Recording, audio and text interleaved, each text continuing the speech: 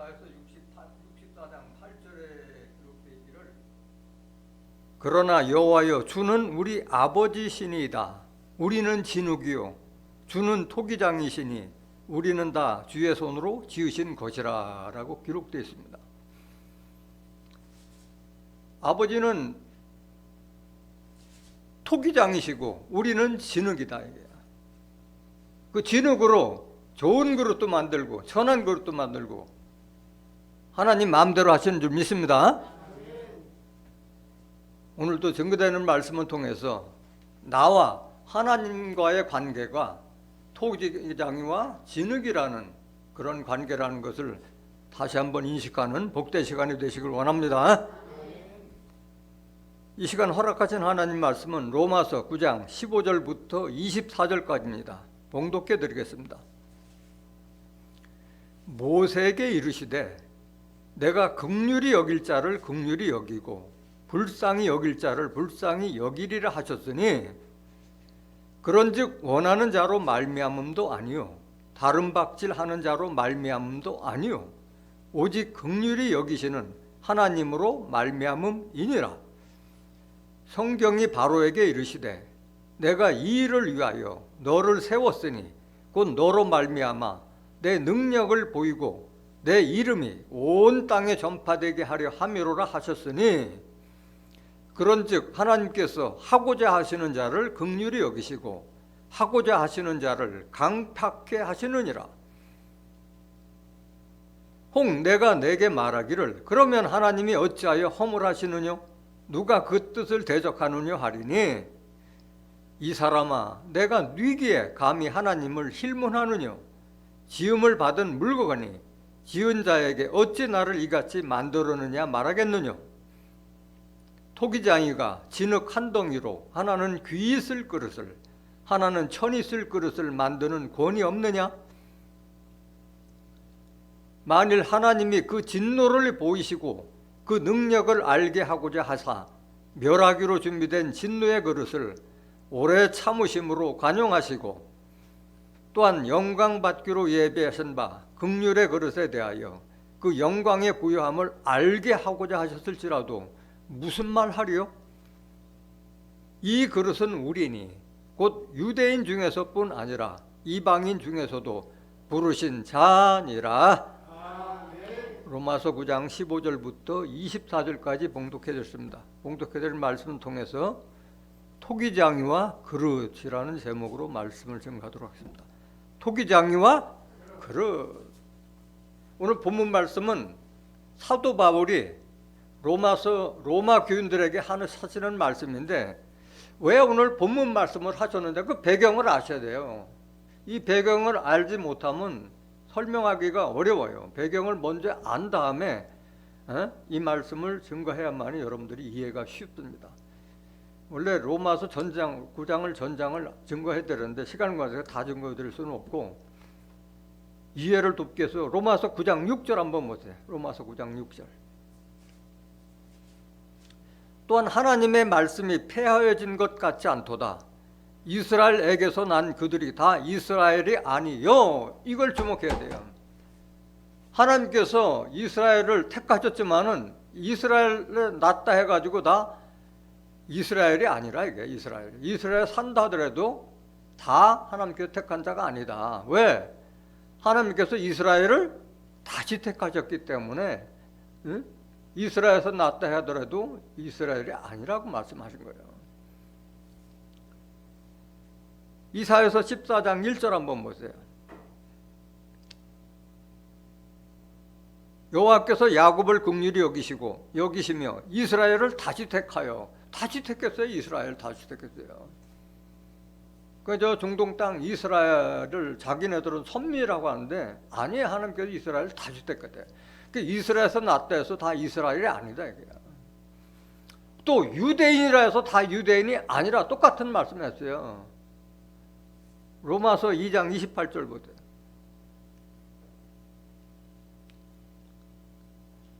대저 표면적 유대인이 아니요 표면적 육신이 할례가 아니라 그 당시에 유대인들은 다 율법을 따라서 할례를 했잖아요. 할례했다고 다 유대인이 아니고 껍데기 할례, 양피백개 때다 그게 할례가 아니고 그게 할례했다 해서 유대인이 아니다.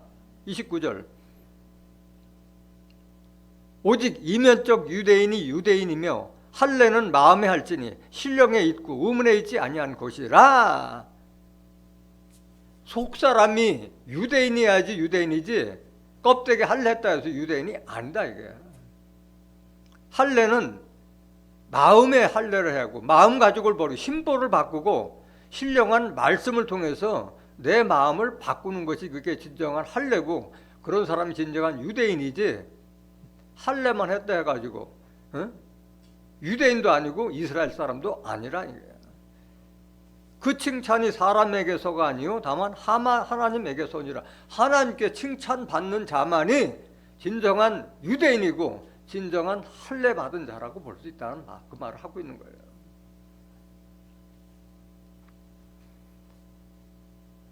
로마서 9장 7절 보세요.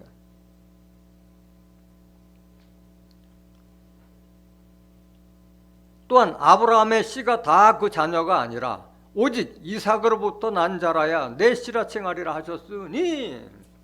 아브라함에서 난 자가 다 아브라함 자녀가 아니라 오직 이삭으로부터 명년 이때 아들이 있으리라 해서 낳은 약속으로만 난 이삭으로 난 자라야 아브라함의 씨다. 이삭은 누구를 상징했어요? 아브라함은 하나님을 상징했고 이삭은 예수님을 상징한 거예요. 아브라함 자손이 그렇게 많았어도 오로지 자손은 그리스도 한 사람이라고 했어요. 이삭은 그리스도를 상징하고 있는 거예요. 갈라디아 3장 16절 보세요. 이 약속들은 아브라함과 그 자손에게 말씀하신 것인데 여럿을 가리켜 그 자손들이라 하지 아니하고 오직 하나를 가리켜 내 자손이라 하셨으니 곧 그리스도라. 아브라함 자손이 얼마나 많았어요. 이스마엘에서도 많이 낳고 이삭을 통해서도 많이 낳지만은 아니다. 자손은 유일하게 그리스도 하나다. 영적 자손을 말하고 있는 거예요. 아브라함은 하나님을 상징했잖아요. 그래서 그리스도에게 속하면은 아브라함 자손이고 유업을 받을 자라고 말씀하신 거예요. 하나님이 아브라함이 무슨 유업을 줘요? 복은 하나님께 다 주시는 거지. 갈라디아서 3장 29절.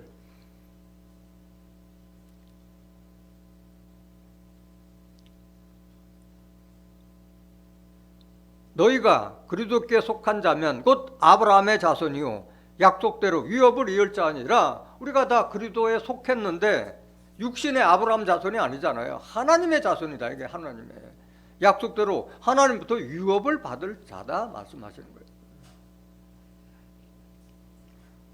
로마서 9장 8절 보세요. 곧 육신의 자녀가 하나님의 자녀가 아니라 오직 약속의 자녀가 씨로 여기심을 받느니라. 육신적인 혈통을 이어서 난 자가 하나님의 자녀가 아니라 약속인 하나님의 말씀을 통해서 난 자, 막 씨로 여김을 자손이다. 이게 하나님의 자손이 된다. 야고보서 1장 18절에 그가 많은 조물 중에서 우리로 첫 열매가 되게 하여 진리의 말씀을 우리를 낳으셨니라. 진리의 말씀을 낳은 자가 하나님의 자녀고 유업을 받을 자란 말씀하시는 거예요. 9절 로마서 9장 9절 약속의 말씀은 이것이라. 명년 이때 내가 이르리니 사라에게 아들이 있으리라 하시니라. 사라에게 명년 이맘때 아들이 있으라. 이름을 이삭이라 하라 할 정도로 약속을 통해서 난 자가 진정한 아브라함의 씨가 되었듯이 하나님의 자손도 하나님의 영으로 인도함을 받는 자들이 하나님의 아들이라. 로마서 8장 14절. 그 아들만이 유업도 받고 후사도 있게 될 줄 믿습니다. 성경에 약속된 그 말씀을 따라가는 자만이 하나님의 자녀가 될 수 있다는 걸 말하고 있는 거예요. 10절 보세요. 로마서 9장 10절. 이뿐 아니라 또한 리브가가 우리 조상 이삭 한 사람으로 말미암아 잉태하였는데 그 자식들이 아직 나지도 아니하고 무슨 선이나 악을 행하지 아니한 때에 택하심을 따라되는 하나님의 뜻이 행위로 말미암지 않고 오직 부르시는 이에게로 말미암아 서게 하려 하사 리브가에게 이르시되 큰 자가 어린 자를 섬기리라 하셨나니 기록된 바 내가 야곱은 사랑하고 에서는 미워하였다 하심과 같으니라. 약속으로 난 이삭이 리브가를 아내로 택했는데 또 자식이 없어요.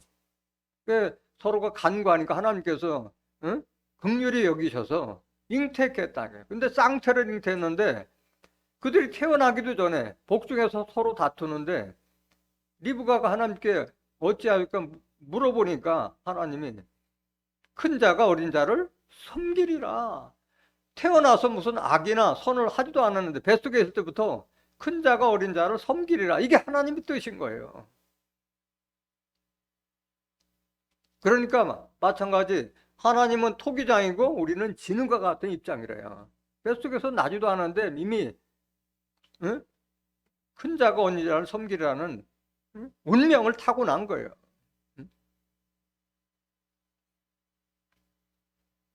그걸 설명하고 나서 오늘 본문이 시작되는 거예요. 모세와 바로에 대한 것을 보여준 거예요. 육신적으로 야곱과 에서를 통해서 이미 미래가 결정되듯이 바로도 또 모세도 하나님의 택하심과 부름에 따라서 악하게도 쓰이고 귀하게도 쓰인다. 그 말을 하고자 하는 말인 거예요. 창세기 25장 21절 한번 보세요. 그러니까 운명이 뱃속에 있을 때 운명 지어지는 거예요. 이삭이 그 아내가 잉태하지 못하므로 그를 위하여 여호와께 간구하며 여호와께서 그 간구를 들으셨으므로 그 아내 리브가가 잉태하였더니 아이들이 그의 태 속에서 서로 싸우는지라 그가 가로되 이 같으면 내가 어찌할꼬 하고 가서 여호와께 묻자온대 여호와께서 그에게 이르시되 두 국민이 내 태중에 있구나 두 민족이 내 복중에서부터 나누이리라. 이런 일이 있다 이게 태어나지도 않았는데 벌써 두 민족으로 갈라질 것을 말하고 있는 거예요. 야곱의 족속도 많고 그 다음에 에서의 족속도 많을 것을 말하고 있는 거예요. 그걸 민족, 나라로 비하고 있는 거예요. 이 족속이 저 족속보다 강하겠고 큰 자는 어린 자를 섬기려 하셨더라. 태어나기도 전에 결정된 거예요. 마찬가지 지난번에도 설교 여러 번 드렸지만은 이 세상에 교회가 얼마나 많아요. 그런데 하나님께서 택하신 교회가 있고 택하지 않는 교회가 있는 거예요. 로마서 9장 25절에도 내가 내 백성 아닌 자를 내 백성이라 사랑치 아니한 자를 사랑한 자라 부르리라. 누구 뜻이에요? 하나님 뜻이에요. 다 교회 다니고 나면은 하나님부터 인정받고 뭐 유업과 후사를 받을 걸 생각하지만 천만의 말씀인 거예요. 본문 말씀 보세요. 로마서 9장 15절 모세에게 이르시되 내가 긍휼히 여길 자를 긍휼히 여기고 불쌍히 여길 자를 불쌍히 여기리라 하셨으니 하나님께서 긍휼히 여길 자가 있고 불쌍히 여길 자가 있고 또 하나님께서 긍휼을 돌아보지 않는 자가 있다 말하는 거예요. 하나님께서는 누구에게 긍휼을 베푸신 거예요? 모세에게 긍휼을 베푼 거예요. 야곱에게 긍휼을 베푸셨듯이 모세에게 또 긍휼을 베푸셨다는 말하고 있는 거예요. 16절 보세요. 그런즉 원하는 자로 말미암음도 아니요 다른 박질하는 자로 말미암음도 아니요 오직 긍휼히 여기시는 하나님으로 말미암음이니라. 내가 뭐 열심히 한다고 그래서 내가 아주 뭐 노력한다고 해서 되는 것도 아니다. 하나님께서 그 사람 됨됨이를 보고 하나님께서 결정하신다 말하고 있는 거예요. 그러니까 긍휼히 여김을 받아야 되는 거예요. 긍휼히 여김을. 스가랴서 1장 16절 보세요. 그러므로 여호와가 이처럼 말하노라. 내가 긍휼히 여김으로 예루살렘에 돌아왔은즉, 하나님은 어디를 긍휼히 여기고 계시는 거예요? 예루살렘, 진리의 성읍 예루살렘을 긍휼히 여겨서 그곳에 임하시는 게 하나님께서. 내 집이 그 가운데 건축되리니 예루살렘 위에 먹줄이 치어지리라. 나 만군의 여호와의 말이니라 하셨다 하라. 하나님의 집이 예루살렘에서 건축된다. 하나님 천국을 상징하고 있는 거잖아요. 천국. 17절 보세요. 다시 외쳐 이르기를 만군의 여호와의 말씀에 나의 성읍들이 넘치도록 다시 풍부할 것이라. 여호와가 다시 시온을 안위하여 다시 예루살렘을 택하리라 하셨다 하라. 시온도 다시 택했고 예루살렘도 다시 택한 예루살렘을 말하는 거예요. 저 중동 땅 이스라엘에 있는 시온과 예루살렘이 아니라 하나님께서 긍휼히 여기서 다시 돌아오신 그곳이 바로 시온이고 예루살렘이라는 거예요. 성읍들이 넘치도록 풍부할 것이라는 것은 하나님의 말씀, 하나님의 말씀의 양식이 풍부하다 그 말을 하고 있는 거예요. 스가랴서 8장 3절 보세요. 그 하나님은 시온과 예루살렘을 위해서만 역사하시는 거예요. 나 여호와가 말하노라. 내가 시온에 돌아왔은즉 예루살렘 가운데 거하리니 예루살렘은 진리의 성읍이라 일컫겠고. 예루살렘은 진리의 말씀이 공포되는 그곳이 바로 예루살렘이고 그곳이 시온인 줄 믿습니다. 만군의 여호와의 산은 성산이라 일컫게 되리라. 하나님이 계시는 곳이기 때문에 거룩한 산이다.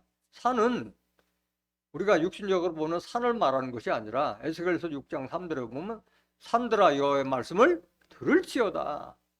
산이 어떻게 하나님 말씀을 들어요? 하나님의 말씀을 들을 수 있는 교회나 교단을 산으로 비한 거예요. 산으로. 하나님이 계시는 곳, 하나님은 영으로 계시고 말씀으로 계시기 때문에 그 말씀으로 계신 하나님께서 임재하신 그곳이 바로 진리의 성읍 예루살렘이고 시온인 줄 믿습니다. 그래서 예루살렘에서 하나님의 말씀으로 양육받은 자들만이 하나님의 백성이 될 수 있고 하나님의 자녀가 될 수 있는 거예요. 스가랴서 8장 7절 보세요.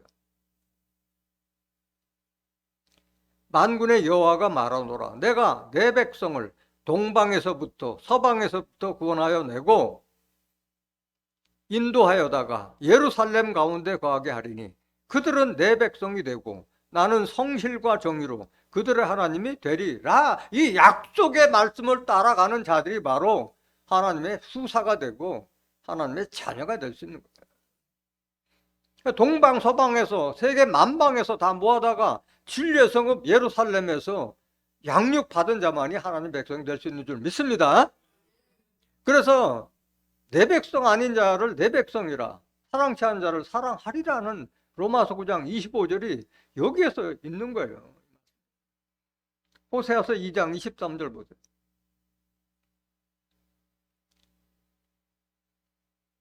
내가 나를 위하여 이 땅에 심고 긍휼히 여김을 받지 못하였던 자를 긍휼히 여기며 내 백성 아니었던 자에게 향하여 이르기를 너는 내 백성이라 하리니 저희는 이르기를 주는 내 하나님이시라 하리라.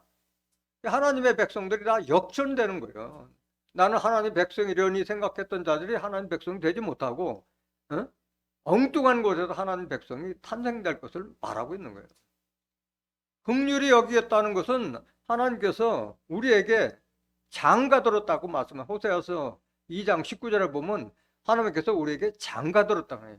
영적으로 우리에게 임했다는 말을 장가 들었다고 비유로 표한 줄 믿습니다. 그런 자들만이 하나님 백성이 될 수 있다 말하고 있는 거예요. 이사야서 49장 13절 보세요. 하늘이여 노래하라, 땅이여 기뻐하라, 산들이여 즐거이 노래하라. 여호와가 그 백성을 위로하였은즉 그 고난당한 자를 긍휼히 여길 것임이니라. 하늘이 어떻게 노래를 부르고 땅이 어떻게 기뻐하고 산들이, 하늘, 땅, 산들은 다 사람을 상징하고 있는 하늘에 속한 자, 땅에 속한 자, 산은 사람을 말하는 거지. 아까 산들은 교회라고 말씀드렸잖아요. 14절 보세요. 오직 시온이 이르기를 여호와께서 나를 버리시며 주께서 나를 잊으셨다 하였거니와 여인이 어찌 그 젖 먹는 자식을 잊겠으며 자기 태에서 난 아들을 긍휼히 여기지 않겠느냐. 그들은 혹시 잊을지라도 나는 너를 잊지 아니할 것이라. 하나님께서 긍휼히 여기시기 때문에 다시 시온을 돌아오시고 예루살렘 돌아오신 거예요. 젖 먹이를 하나님은 잃어버리지 않는다 말하고 있는 거예요. 16절. 내가 너를 내 손바닥에 새겼고 너의 성벽이 항상 내 앞에 있나니 내 자녀들은 속히 돌아오고 너를 헐며 너를 황폐케 하던 자들은 너를 떠나가리라. 이거예요. 하나님의 뜻이에요. 하나님의 뜻이에요. 하나님께서 긍휼히 여기는 자는 나 하나님의 백성으로 삼겠다 말하고 있어요. 긍휼히 여기는 자에게 하나님의 말씀의 양식을 풍족히 줘서 하나님의 성전 되게 하시는 것이 하나님의 뜻이다 말하고 있어요. 그래서 모세는 이렇게 긍휼히 여겼는데 그럼 바로는 어때요? 바로 모세하고 바로를 비해서 오늘 본문 말씀을 말씀하신 거잖아요. 17절 보세요. 로마서 9장 17절. 성경이 바로에게 이르시되 내가 이 일을 위하여 너를 세웠으니 곧 너로 말미암아 내 능력을 보이고 내 이름이 온 땅에 전파되게 하려 함이로라 하셨으니. 바로의 마음을 강팍해서 계속 10가지의 재앙을 받도록 해주는 것은 다 하나님의 뜻이다. 하나님의 뜻이에요. 하나님이 이런 분이다. 하나님을 대적하는 자는 산산이 부숴버리겠다는 것을 보여주기 위해서 바로를 택하신 거예요. 바로를. 18절 보세요. 그런즉 하나님께서 하고자 하시는 자를 긍휼히 여기시고 하고자 하시는 자를 강팍게 하시느니라. 하나님께서 모세를 긍휼히 여기시고 바로를 대신 강팍하게 하셨다 이거야. 그 모세가 그 하나님께서 주신 지팡이로 기사와 이적을 베풀었잖아요. 10가지 재앙 내렸을 때 바로가 그들을 출애굽시키려고 애굽 땅에서 떠나게 하려고 해도 하나님께서 강팍하게 만들어서 10가지 재앙을 다 받게끔 안내 보내주잖아요. 마지막 장자 심판, 바로의 아들이 죽는 그런 심판을 받고 나서야 결국은 다 출애굽시켜서 보내줬잖아요. 출애굽기 7장 1절 보세요.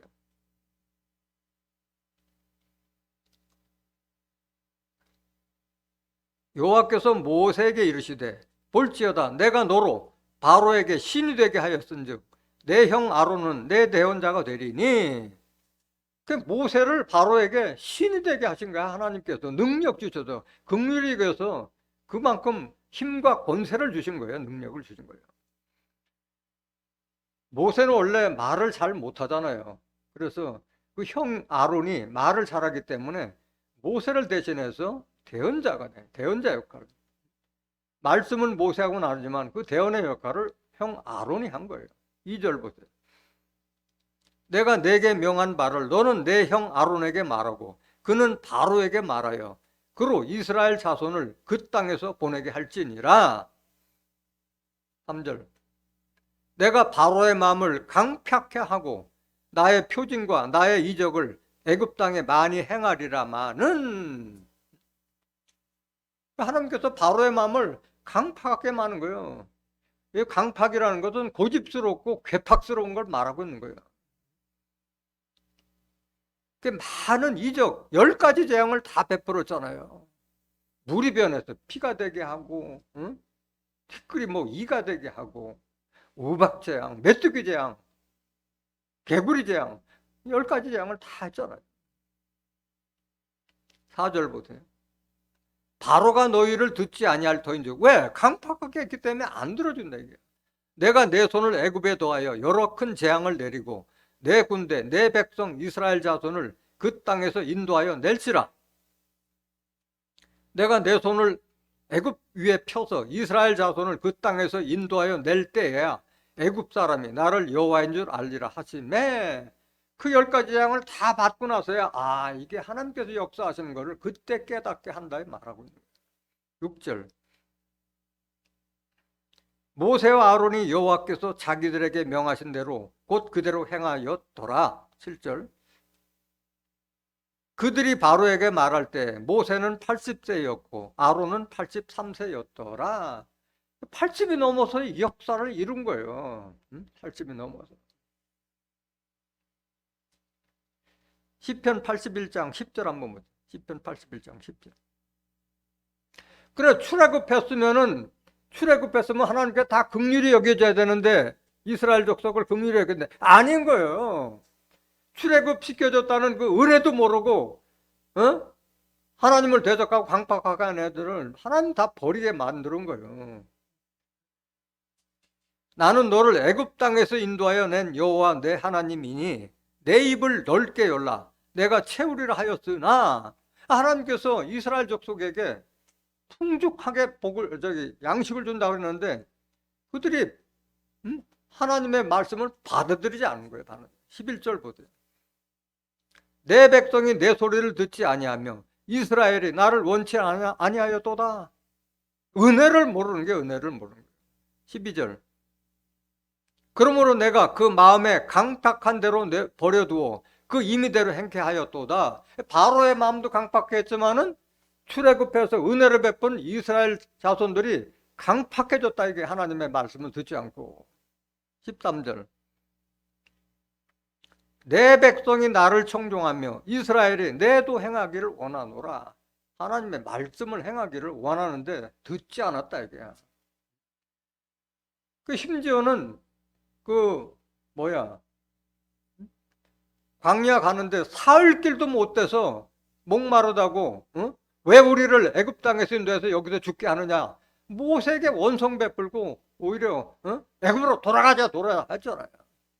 그래서 모세가 화가 나가지고 내가 물을 내려 해가지고 반석을 2번 쳐서 결국은 하나님의 백성들과 하나님의 지도자를 싸우게 했다 이게. 그건 바로 모세에게 대적한 것은 누구에게 대적한 거예요? 하나님을 대적한 거예요. 그래서 다 여호수아 갈렙에는 다 모래사장에 다 죽게 만드는 거예요. 강팍했기 때문에. 시편 95장 8절 보세요. 이르시기를 너희는 무리바에서와 같이 또 광야 마사의 날과 같이 너의 마음을 강팍하게 말지어다. 그때 너희 열조가 나를 시험하며 나를 탐지하고 나의 행사를 보았도다. 내가 40년을 그 세대로 인하여 근심하여 이르기를 저희는 마음이 미혹된 백성이라 내 도를 알지 못한다 하였도다. 11절 그러므로 내가 노하여 맹세하기를 저희는 내 안식에 들어오지 못하리라 하였도다. 그러니까 60만 장정만 60만이지 부녀들과 자녀들까지 포함하면 약 200~300만 명이 다 광야에서 다 죽어버렸어요. 2사람 말고는. 내 안식에 들어오지 못하리라. 광야에서 다 가나안 땅 들어가지 못하고 죽었다. 이건 마찬가지 이스라엘 족속이 출애굽해서 가나안 땅 가는 것은 우리가 예수님 믿고 하나님을 믿어서 천국 가는 노정과 사토의 그림자를 보여준 거예요. 마찬가지 우리도 하나님의 긍휼함을 입어서 하나님의 말씀을 행하는데 열심을 내지 않고 강팍하게 하면 버린다 이 말을 하고 있는 거예요. 출애굽기 17장 1절 보세요. 어떻게 했는지. 이스라엘 자손의 온 회중이 여호와의 명령대로 신광야에서 떠나 그 노정대로 행하여 리비딤의 장막을 쳤으나 백성이 마실 물이 없는지라. 백성이 모세와 다투어 가로되 우리에게 물을 주어 마시게 하라. 모세가 그들에게 이르되 너희가 어찌하여 나와 다투느냐. 너희가 어찌하여 여호와를 시험하느냐. 거기서 백성이 물에 가라매 그들이 모세를 대하여 원망하여 가로되 당신이 어찌하여 우리를 애굽에서 인도하여 내어서 우리와 우리 자녀와 우리 생축으로 목말라 죽게 하느냐. 모세가 여호와께 부르짖어 가로되 내가 이 백성에게 어떻게 하리이까. 그들이 얼마 아니면 내게 돌질하겠나이다.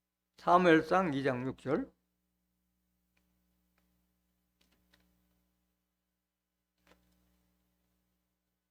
사무엘상 2장 6절.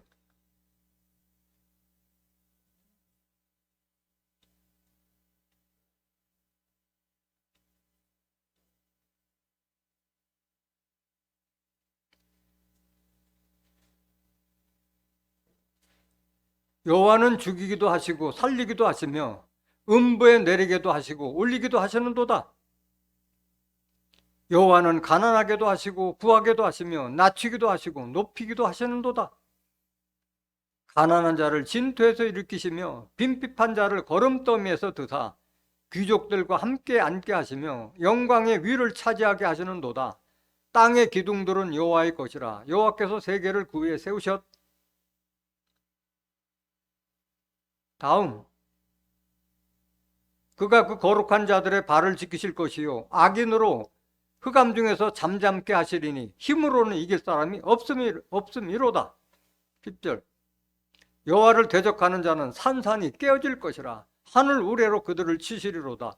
여호와께서 땅끝까지 심판을 베푸시고 자기 왕에게 힘을 주시며 자기의 기름을 부음을 받은 자의 뿔을 높이시로다 하도다. 하나님 마음대로 하시는 거예요. 하나님 마음대로. 긍휼히 여길 자를 긍휼히, 강팍하게 여길 자는 심판하시겠단 말이에요. 이사야 45장 7절 보세요.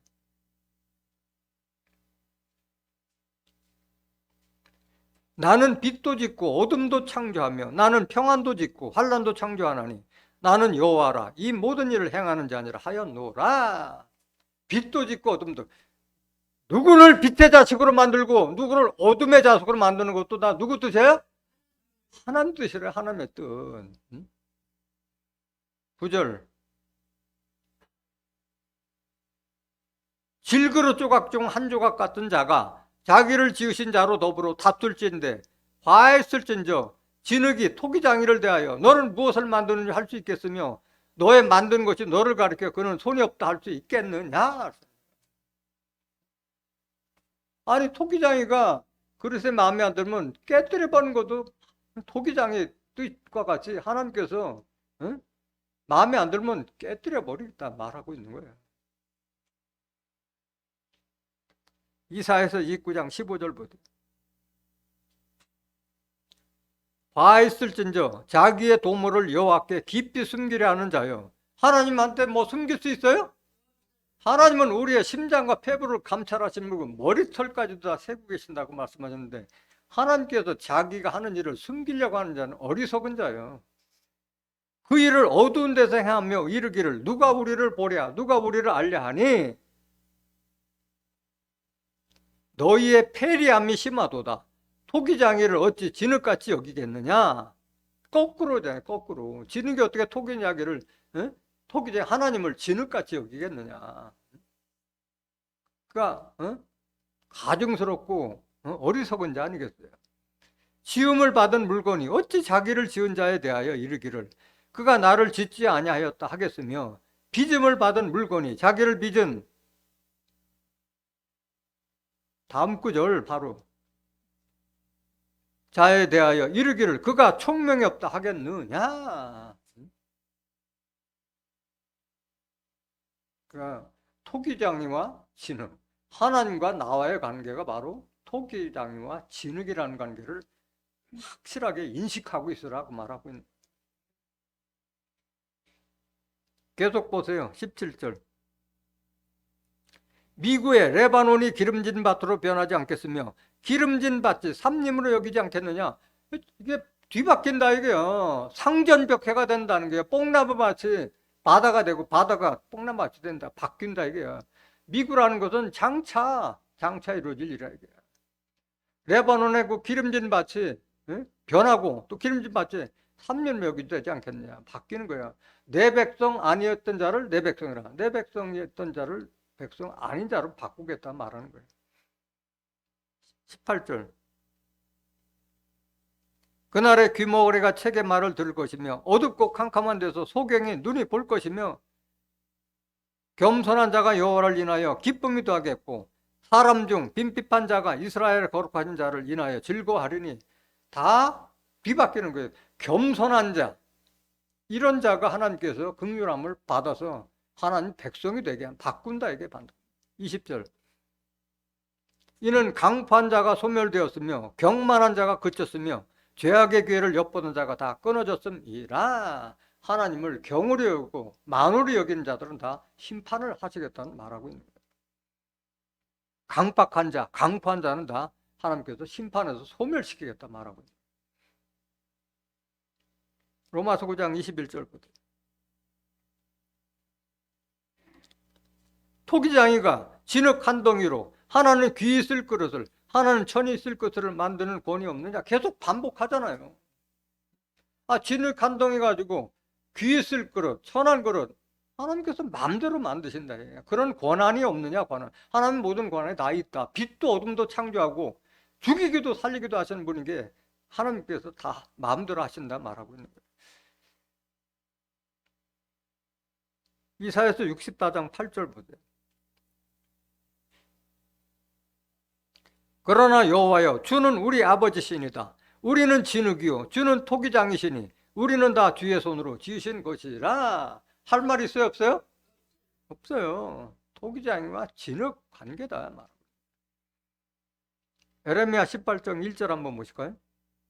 그래서 선지자들마다 다 토기장이와 진흙을 비유해서 다 말씀을 여러 가지 했었어요. 여호와께로부터 에레미야에게 임한 말씀에 가라사대, 너는 일어나 토기장이의 집으로 내려가라. 내가 거기서 내 말을 내게 들리라 하시기로. 내가 토기장이의 집으로 내려가서 본즉 그가 농로로 일을 하는데 진으로 만든 그릇이 토기장이의 손에서 파상하매 그가 그것으로 자기 의견에 선한 대로 다른 것을 만들더라. 농로라는 것은 토기장이 그 빚는 막 돌아가는 걸 농로라고 하는 거예요. 근데 그 그릇을 만들어 놓고 파상하고 또 토기장이 마음대로 다시 선한 대로 그 파손한 흙을 가지고 다른 것을 만들더라. 하나님과 우리 관계가 이런 관계다 말하고 있는 거예요. 5절. 때 여호와의 말씀이 내게 임하니라 가라사대, 나 여호와가 이르노라. 이스라엘 족속아, 이 토기장이 하는 것 같이 내가 능히 너에게 행하지 못하겠느냐? 이스라엘 족속아, 진흙이 토기장의 손에 있음 같이 너희가 내 손에 있느니라. 이 사실을 좀 명심하라. 이게 명심하라. 22절 보세요. 로마서 9장 22절. 만일 하나님이 그 진노를 보시고 그 능력을 알게 하고자 하사 멸하기로 준비된 진노의 그릇을 오래 참으심으로 관용하시고 또한 영광받기로 예비하신 바 긍휼의 그릇에 대하여 그 영광의 부여함을 알게 하고자 하셨을지라도 무슨 말 하리요? 누구 뜻이에요? 하나님의 뜻이다 이게야. 그 천한 그릇을 만들어서 깨버리지 않고 그냥 그 놔두는 것도 하나님의 뜻이고, 귀하게 썼는데 이게 딴짓을 자꾸 하는데도 깨달을 때까지 참고 기다리는 것도 하나님의 뜻이다. 하나님의 뜻이다 이게. 우리는 할 말이 없다 이게. 지는 건 할 말이 없다. 24절. 이 그릇은 우리니 곧 유대인 중에서뿐 아니라 이방인 중에서도 부르신 자니라. 그 이스라엘 족속뿐만이 아니라 하나님께서 이렇게 긍휼히 여길 자는 동방에서 서방에서 인도하여다가 진리의 성읍 예루살렘에서 양육받은 자가 바로 하나님 백성이 될 수 있고 하나님 자녀가 될 수 있다는 걸 말하고 있는 거예요. 이사야서 30장 9절 한번 보실까요? 대저 이는 패역한 백성이요 거짓말하는 자식이요 여호와의 법을 듣기 싫어하는 자식이라. 이런 자들은 하나님께서 버리시는 거예요. 그릇을 깨버려서 버리는 거예요. 10절 보세요. 그들이 선견자에게 이르기를 선견하지 말라. 선지자에게 이르기를 우리에게 정직한 것을 보이지 말라. 부드러운 말을 하라. 거짓된 것을 보이라. 이 말씀 잘 새겨들어야 돼요. 눈은 선지자예요. 머리는 선견자로 했잖아요. 선지자는 미리 앞으로 될 일을 안 자가 선지자고, 선견자는 미리 앞으로 될 일을 다 환상으로, 이상으로, 계시로 본 자를 선견자라고 말하는 거예요. 그런데 이런 강팍한 자들은 선견자나 선지자에게 정직한 말, 하나님의 말씀을 정직한 말 보이지 말고 좀 부정한 말을 해라, 거짓된 것을 보이라 말하는 거예요.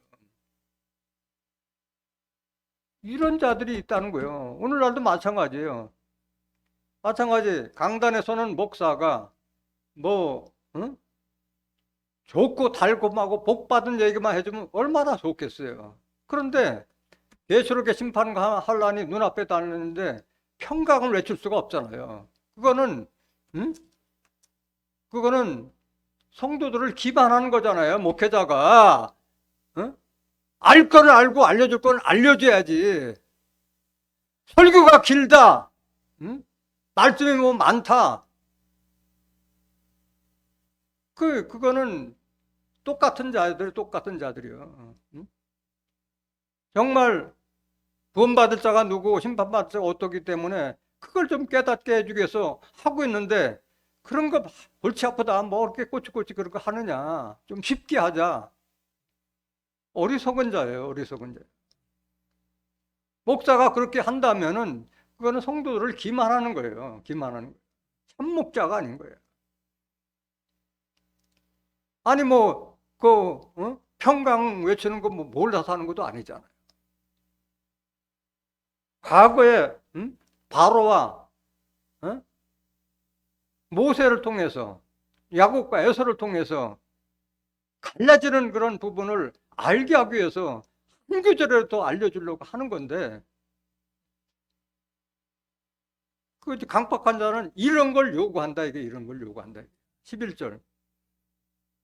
너희는 정로를 버리며 바른 길을 버린다, 이게야.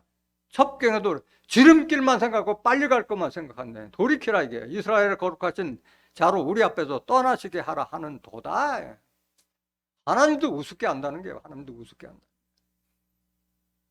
그냥 먹고 마시고 사고 팔고 집 짓고 육신을 위해서만 살기 때문에 그런 거 진리의 말씀을 싫어하고 외면한다 말하고. 12절. 이러므로 이스라엘의 거룩하신 자가 말씀하시되 너희가 이 말을 업신여기고 압박과 허망을 믿어 그것에 의뢰하니 이 죄악이 너희로 마치 무너지게 된 높은 담이 불쑥 나와 견갑간의 호련이 무너짐 같게 하리라 하셨은즉, 그가 이 나라를 회파하시되 토기장이가 그릇을 회파함같이 아낌없이 파쇄하리니 그 조각 중에서 아궁에서 불을 취하거나 물 웅덩이에서 물을 뜰 것도 얻지 못하리라. 박살나기 때문에 쪼가리 하나도 구할 게 없던, 완전하게 심판하실 것을 말씀하시는 거예요. 패역한 백성, 진리를 말하지 말고 거짓을 말하기를 요구하는 그런 강박한 자들은 아낌없이 다 심판하시겠다 말하시는 거예요. 에레미야 19장 1절 보세요. 여호와께서 이같이 말씀하시되 가서 토기장의 오지병을 사고 백성의 어른들과 제사장의 어른 몇 사람을 데리고 하시드 문 어귀 곁에 있는 흰놈의 아들의 골짜기로 가서 거기서 내가 네게 이런 말을 선포하여 이르기를 너희 유다 왕들과 예루살렘 거민아 여호와의 말씀을 들으라. 만군의 여호와 이스라엘 하나님이 이같이 말씀하시되 보라, 내가 이곳에 재앙을 내릴 것이라. 무릇 그것을 듣는 자의 귀가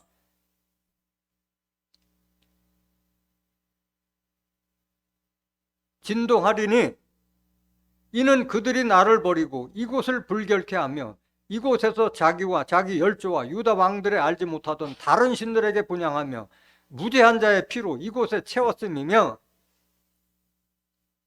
또 그들이 바알을 위하여 산당을 건축하고 자기 아들들을 바알에게 번제로 불살라 드렸나니 이는 내가 명하거나 뜻한 바가 아니니라.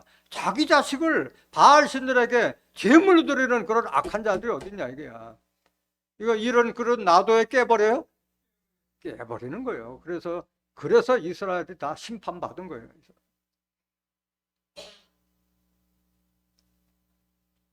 11절 보세요. 에레미야 19장 11절.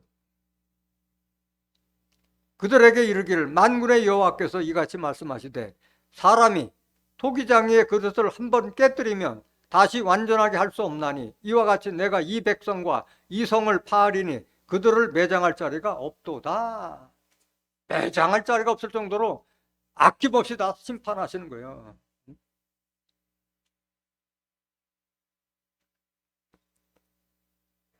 오늘 본문말 같이 그 멸하기로 준비된 진노의 그릇을 오래 참으로 관용하시고 영광 받기로 예배한 긍휼의 그릇에 그 영광의 부여잠을 알게 하고자 하셨을지라도 무슨 말 하려 하라고 했는데, 이 성경상에서 이런 대표적인 인물이 누구예요? 진짜 깨뜨려 버려야 되는데도 오래 참아서 극렬한 것으로도 쓰임 받은 자가 누구예요? 바로 사도 바울이에요. 오늘 본문 말씀을 증거할 수 있는 사도 바울이에요. 사도 바울. 아니, 하나님께서 보내신 예수님을 대적하고 예수 믿는 자들을 잡아 죽이는 일을 앞장섰던 자가 바로 사도 바울이잖아요. 그를 돌이키게 한 것은 바로 하나님께서 관용하고 참으셨고 긍휼을 베푸셨기 때문에 역전됐던 거잖아요. 사도 바울은. 사도행전 26장 8절 보세요.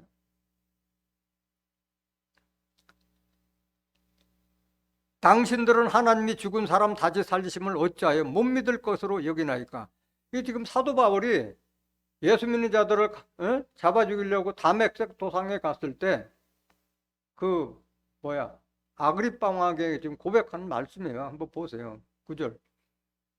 나도 나사렛 예수의 이름을 대적하여 범사를 행하여 될 줄 스스로 생각하고, 그 예수를 대적하는 게 내가 맡은 일이다 생각하는 거예요. 철저한 율법주의였잖아요. 사도 바울은. 10절. 예루살렘에서 이런 일을 행하여 대제사장들에게서 권세를 얻어가지고 많은 성도를 옥에 가두며 또 죽일 때 내가 가편투표를 하였고, 마땅히 죽어야 된다. 그 죽이는 투표에 내가 참여했다 말하는 거예요. 11절. 또 모든 회당에서 여러 번 형벌하여 강제로 모독하는 말을 하게 하고 저희를 대하여 심히 격분하여 외국 성까지도 가서 핍박하였고, 이런 자였어요. 사도 바울이. 12절. 그 일로 대제사장들의 권세와 위임을 받고 다메섹으로 갔나이다. 왕이여, 때가 정원화되어 길에서 보니 하늘로서 해보다 더 밝은 빛이 나와 내 동행들을 둘러 비추는지라. 우리가 다 땅에 엎드러짐에 내가 소리를 들으니 히브리 방언으로 이르되 사울아 사울아 네가 어찌하여 나를 핍박하느냐. 가시채를 뒷발질하기가 내게 고생이니라. 내가 대답하되 주여 네 신이니까. 주께서 가라사대 나는 네가 핍박하는 예수라.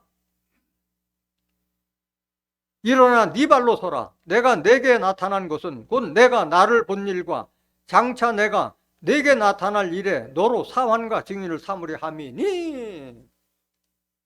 부활하신 예수님이 사도 바울을 예수님의 증인을 삼기 위해서 나타나신 거예요. 눈을 멀게 했다가 눈을 뜨게 한 거예요. 육신적인 눈을 멀어서 3일 동안 보지 못했듯이 눈을 열었다는 것은 영안을 뜨게 했다는 말씀인 거예요. 17절. 이스라엘과 이방인들에게서 내가 너를 구원하여 저희에게 보내요. 그래서 사도 바울을 이방인의 사도로 택해서 증인을 삼게 하신 거예요. 18절 보세요. 그 눈을 뜨게 하여, 눈을 떴다는 것은 영안을 뜨게 했다는 거예요. 영안을. 어둠에서 빛으로 사단의 권세에서 하나님께 돌아가게 하고 죄사함과 나를 믿어 거룩게 된 무리 가운데서 기업을 얻게 하리라 하더이. 다 이걸 고백하는 거예요. 영안을 뜨고 보니까 나는 정말 예수 믿는 자들을 잡아 죽이는 것이 내가 할 일이라고 생각했는데 나는 이제까지 어둠에 있었다. 사단의 권세 아래 있었다. 어둠에서 빛으로 하나님께로, 어둠에서 빛으로 사단의 권세 하나님께로 인도함 같이, 내가 그렇게 인도함 받은 것 같이 마찬가지 어둠 속에 있는 자들을 빛을 보게 해주는 그 증인을 삼았다는 걸, 그 말을 하고 있는 거예요.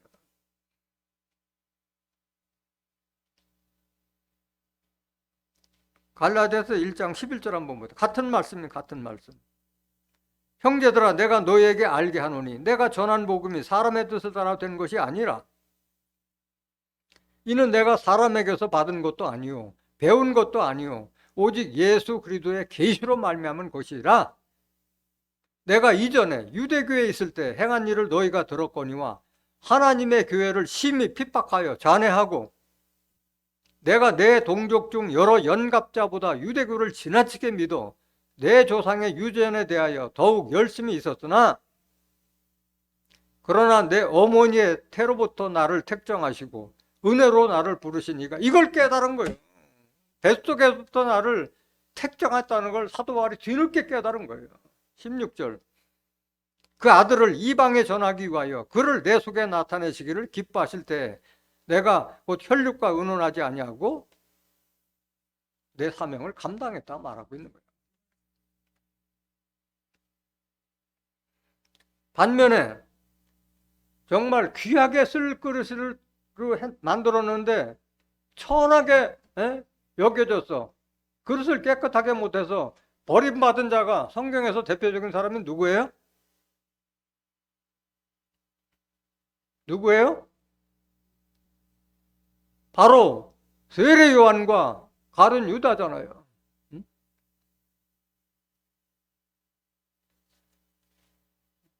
예수님에게 세례 주고 하나님 예수님에게 비둘기 같은 성령이 임하는 것도 보고 이는 사랑하는 내 아들이라는 그 음성까지도 들은 그가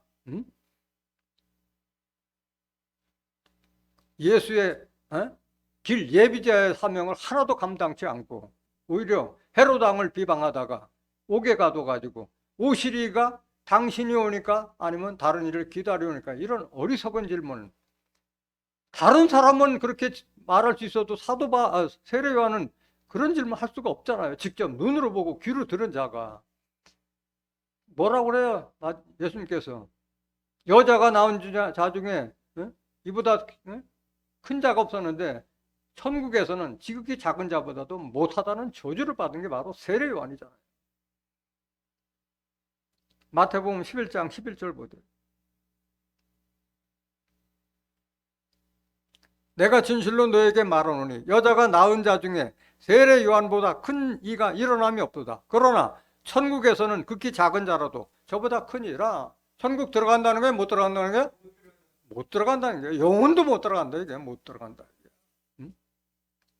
또 가룟 유다 3년 동안 예수님을 따라다니면서 그 진리의 말씀을 다 들었으면서도 마음을 돌이키지 못하고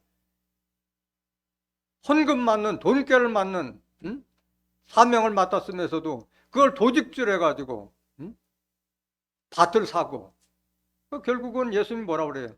그는 차라리 나지 않았으면 좋을 뻔하였도다 말씀하셨잖아요. 결국 목매달아 죽어서 떨어져가지고 배가 터져가지고 창자가 다 흘러나오는 비참한 죽음을 당한 자가 바로 가룟 유다잖아요. 마태복음 26장 24절 보세요.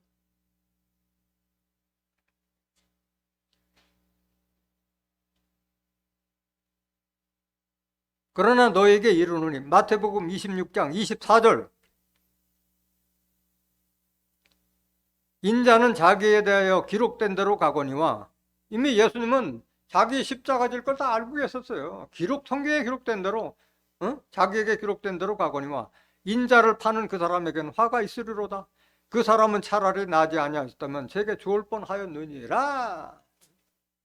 오죽했으면 예수님이 12제자 앉혀놓고 이 중에 한 사람은 마귀니라. 요한복음 6장 70절 71절 다른 사람 마귀짓을 한 거예요. 마귀짓을 한 거예요. 3년 동안 있으면서도 마음을 고치지 못한 거예요. 깨버리는 거예요. 그러니까 깨버리는 거예요.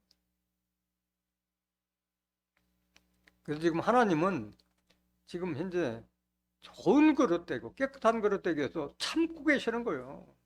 왜 심판하지 않느냐 하는데 하나님은 지금 기다리고 계시는 거예요. 베드로서 3장 9절 보세요. 주의 약속은 어떤 이에 더디다고 생각하는 것 같이 더딘 것이 아니라 오직 너희를 대하여 오래 참으사 아무도 멸망치 않고 다 회개하기에 이르기를 원하시느니라. 감사해야 돼요. 심판이 더딘 걸 감사해야 돼요. 내가 좋은 그릇, 깨끗한 그릇, 귀하게 쓰임받는 그릇이 되기 위해서 노력을 하라 말합니다. 중요한 것은 하나님께서 뭐 귀한 그릇, 천한 그릇 함께도 만드는데 큰 그릇도 있고 작은 그릇도 다 있다 이게야. 근데 중요한 것은 쓰임 받는 것이 중요한 것이지 그릇만 있다 해도 거기에 먼지만 쌓이면 안 된다 이게.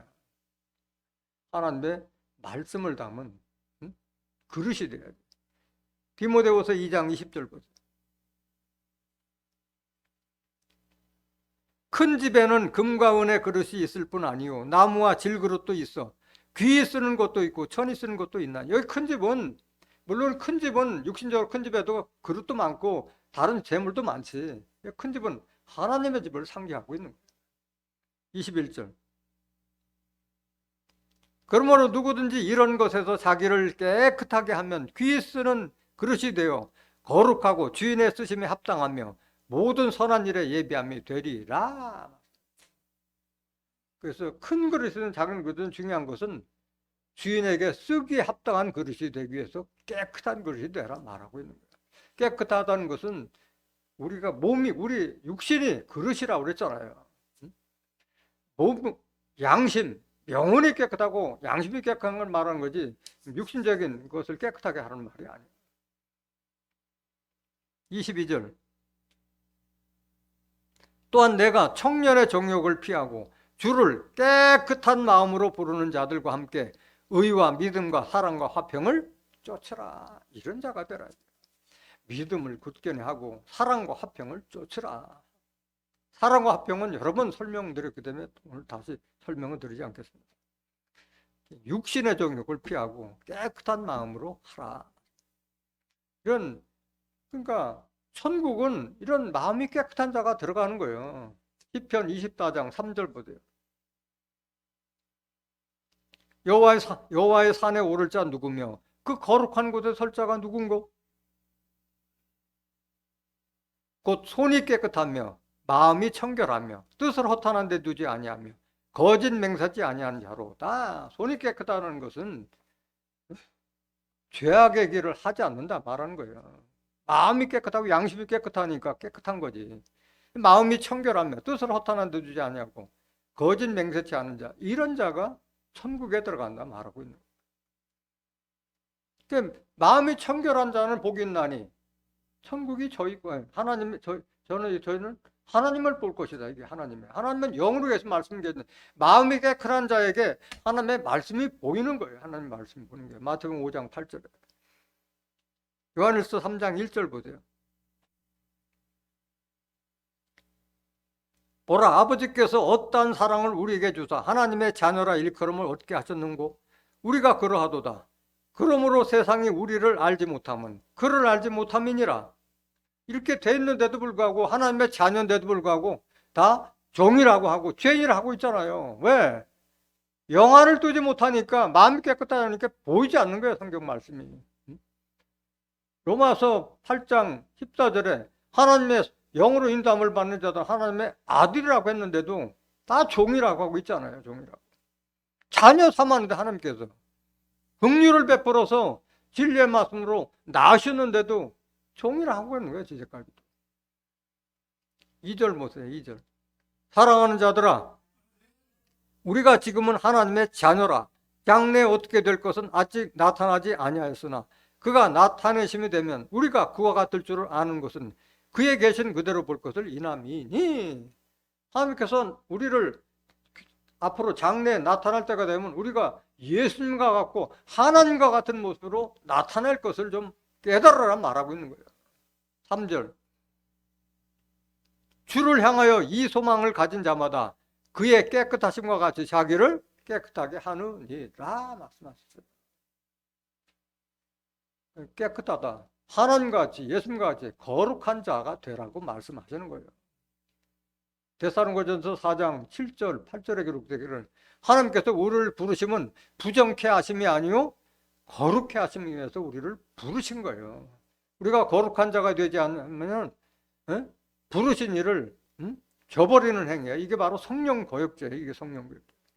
그러므로 저버리는 자는 사람을 저버림이 아니요 너희에게 그의 성령을 주신 하나님을 저버림이니라 말씀하셨어요.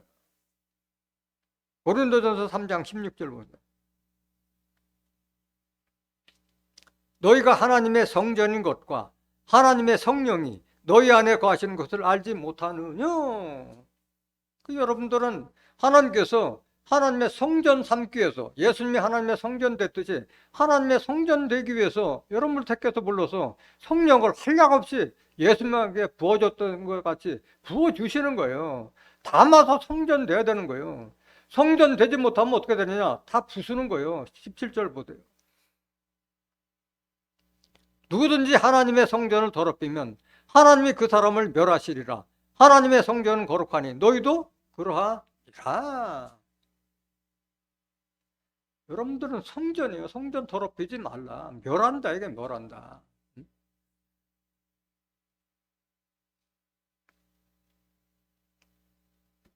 에레미야가 4장 1절 보세요.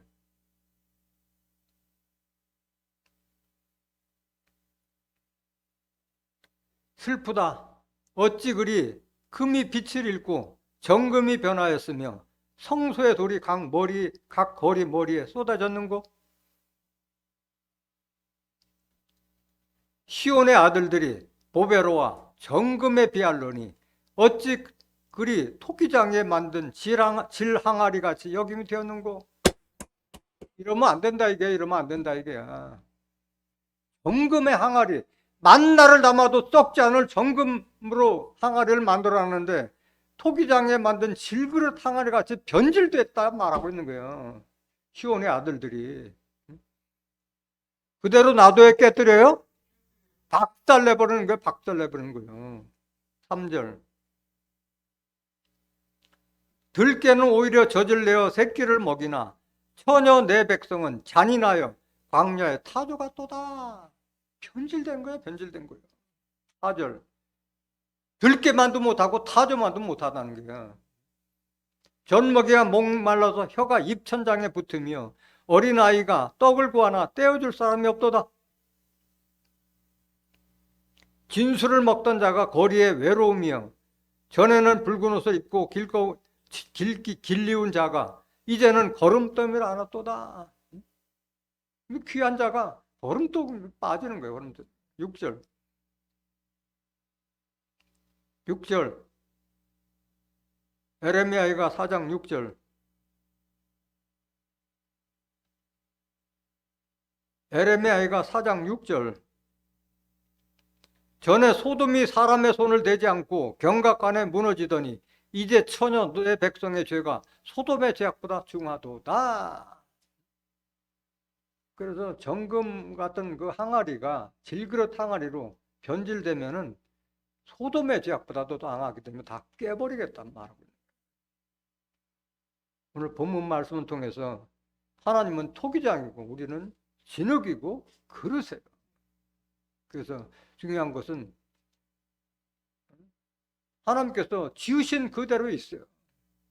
중요한 것은 내가 큰 그릇이든 작은 그릇이든 깨끗하게 해서 하나님의 쓰시기에, 주인이 쓰시기에 합당한 깨끗한 그릇이 돼서 하나님께서 주시는 모든 축복을 받는 존귀한 하나님의 자녀들이 되시기를 예수 그리스도 이름으로 간절히 축원합니다. 네, 말씀하시겠습니다.